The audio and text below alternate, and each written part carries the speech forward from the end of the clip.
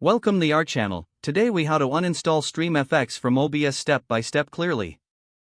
To begin, open the OBS Studio application on your computer. Navigate to the Tools menu located in the top menu bar. From the drop-down menu, select the Plugins option. In the Plugins window, look for the StreamFX entry in the list. Once you find StreamFX, click on it to highlight the plugin. Next, click the Uninstall button located at the bottom of the Plugins window. A confirmation dialog may appear, asking if you are sure you want to uninstall StreamFX. Confirm the uninstallation by clicking Yes or OK.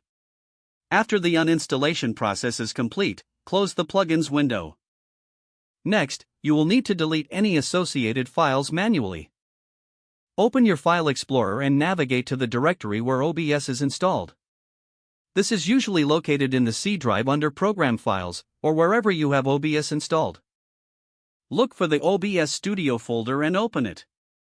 Inside the OBS Studio folder, navigate to the Data subfolder.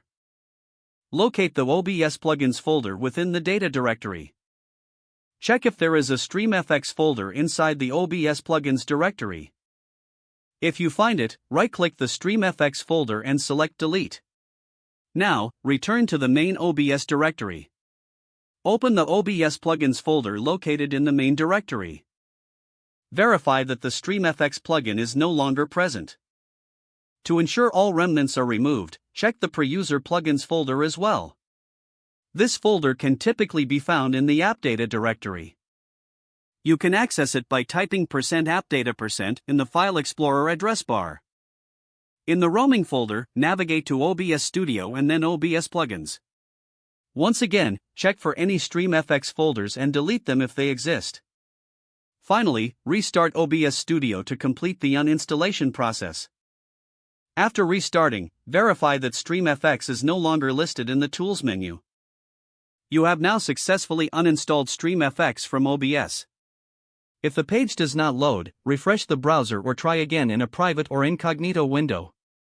Make sure you are using the correct email address, then retype it carefully to avoid small typos.